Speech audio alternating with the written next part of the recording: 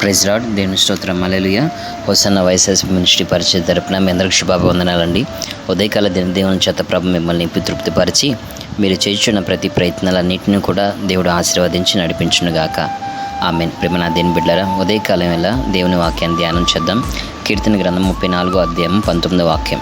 నీతిమంతులకు కలుగు ఆపదలు అనేకములు, వాటన్నిటిలో నుండి యెహోవా వారిని విడిపించును. నిశ్చయంగా ఈ వాక్యాన్ని దేవుడు మీ జీవితంలో స్థిరపరచునుగాక. ఆమేన్. ప్రేమ నా దేని బిడ్డలారా, నీతిమంతులు అంటే గలతీయులు రాసిన పత్రిక 3వ అధ్యాయము 6వ వాక్యంలో అబ్రహాము దేవుని నమ్మెను, అది అతనికి నీతిగా ఎంచబడిన. అనగా దేవుని నమ్మి కష్టాల్లో, బాధల్లో, ఇబ్బందుల్లో జీవిస్తున్న వారు, వీరిని నీతిమంతులని వాక్యం ద్వారా మనము మరి తెల్లగా అర్థం చేసుకుంటున్నాం. అయితే దేవుని నమ్మిన వారికి ఆపదలు అనేకంగా వస్తాయి. నీకాడ ధనమున్నప్పుడు, బలమున్నప్పుడు, ఆరోగ్యం ఉన్నప్పుడు, మేధస్సు ఉన్నప్పుడు అనేక మంది నీ నలుదిశలో ఉంటారండి. ఆపదలు వచ్చినప్పుడు, శ్రమలు వచ్చినప్పుడు, కరువు ఇబ్బందులు వచ్చినప్పుడు నలుదిశల జనులు నీ కానుంచి దూరం అవుతారండి. అయితే నీకు ఆపదలు వచ్చినా, కరువు కాలాలు వచ్చినా, కష్టకాలాలు వచ్చినా, శ్రమ కాలాలు వచ్చినా, కన్నీరు కాలాలు నీ ఎదుటికొచ్చి పలకరించినా, నిన్ను విడవని నజరేయుడగు యేసు, నిన్ను ఎడబాయని ఆయన ప్రేమ త్యాగం అండి. ఆయన ఇమ్మానుయేలుగా నీకు తోడుగా ఉంటాడు.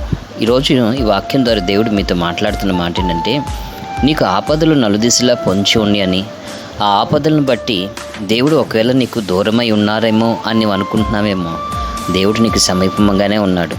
నీ ఆపదలు ఎన్ని ఉన్నా కానీ వాటన్నిటి నుంచి నీకు విడుదల కలిగించడానికి దేవుడు మీకు తోడుగా ఉంటానంటున్నాడండి. ఆపత్కాలంలో మొరపెట్టగా నీ ఎదుట సమీపమయ్యే దేవుడండి. ఆయన పేరు నజరేయుడగు యేసు. ఎందుకు చింతిస్తున్నావు? ఎందుకు కృంగిపోతున్నావు? ఎందుకు కుమిలిపోతున్నావు? జీవితం ఏదో అయిపోయిందనేసి నీలో నీవే ఎందుకు నలిగిపోతున్నావు? ఆపదలు అనేవి అనేకంగా నిన్ను చుట్టుముట్టినప్పుడు లోకంలో ఉన్న జనులు నీ యొద్దకు రాకపోయినా కానీ, వాళ్ళు ఉన్నా కానీ నీ ఎదుట ఉన్న ఆ ఆపదల్లో నుంచి వాళ్ళు విడుదల కలిగించలేరండి. కాకపోతే నీవు దేవుని వైపు చూసినప్పుడు దేవుడు అపాయకరమైన పరిస్థితులన్నిటి నుంచి, ఆపత్కరమైన పరిస్థితులు ఎన్ని నీ ఎదుట ఉన్నా కానీ దేవుడు నీకు తోడుగా ఉంటాడు. నీకాడ ధనం ఉన్నప్పుడు, ఆరోగ్యం ఉన్నప్పుడు, బలం ఉన్నప్పుడు అనేక మంది నీవు వారి వాళ్ళు అనేసి అంటారు. నీకాడ అవన్నీ కదిలింపబడినప్పుడు కొందరు నీకాడ ఉంటారు. ఎవరు నీకాడ ఉన్నా లేకపోయినా సర్వశక్తి కలిగిన దేవుడు నీ ఎదుట ఉంటారండి. ఆపదలు అనేవి అకస్మాత్తుగా వస్తాయి. ఆపత్కాలం అనేది హఠాత్తుగా వచ్చినని వాక్యం అంటుంది. హఠాత్తుగా ఆపత్కాలం వచ్చినా, అది నెమ్మదిగా వచ్చినా సర్వశక్తి కలిగిన దేవుడు నీ ఆపదలన్నిటిలో నుంచి నీకు విడుదల కలిగించడానికి ఆయన వాక్యమై తోడుగా ఉంటాడు. అయితే ఆపత్కాలంలో దేవుడు నిన్ను విడుదల కలిగిస్తాడు. ఎలా విడుదల కలిగిస్తాడు అంటే, ఆదియందు వాక్యం దేవుని ఎదుని వాక్యం దేవుడై ఉండెను అని యోహాను సువార్త 1:1 ఉన్నట్లుగా దేవుడు వాక్యం ద్వారా నీకు ఒక నెమ్మదిని, వాక్యం ద్వారా నీకు ఒక విడుదలని, వాక్యం ద్వారా నీకు ఓదార్పుని, వాక్యం ద్వారా ఒక నెమ్మదిని దేవుడు నీకు అనుగ్రహిస్తాడండి. ఈ వాక్యం ఉంటున్న నీవు ఎటువంటి పోరాటాల మధ్యలో ఉన్నావు? ఒక సముద్రంలోకి ఈత వేయడానికి వెళ్ళిన వారు ఒడ్డుకు చేరేదాకా ఈత వేయాలి. ఒకవేళ రెక్కలు నొప్పులు వచ్చినాయి, చేతులు నొప్పులు వచ్చినాయి, నేను ఈత వేయలేనని ఈత ఆపితే ఎక్కడైతే అతను ఆపాడో అక్కడే సముద్రంలో మునిగిపోయే ప్రమాదం ఉంటుంది. అలాగా ఈ రోజున మనుషుడు జీవితము ఉదయం నుంచి సాయంత్రం వరకు అప్పులతో ఎదుగుతున్నారు, కష్టాలతో ఎదుగుతున్నారు, శ్రమలతో ఎదుగుతున్నారు, పరిస్థితులతో ఎదుగుతున్నారు. నువ్వు ఎక్కడ నా వల్ల కాదు అని ఈదటం ఆపేసావో అక్కడే ఆ పరిస్థితులు మనుషుల్ని ముంచేస్తున్నాయి. నేను ప్రకటిస్తున్న దేవుడు నీ విశ్వాసాన్ని చూచి, నీ నమ్మకాన్ని చూచి, సొమ్మసిల్లిపోయిన శ్రమ కాలంలో శక్తిని, బలాన్ని ఇచ్చి నీ జీవితంలో అసాధ్యమైన కార్యాలు సుసాధ్యం చేసి ఆయన నడిపిస్తాడండి.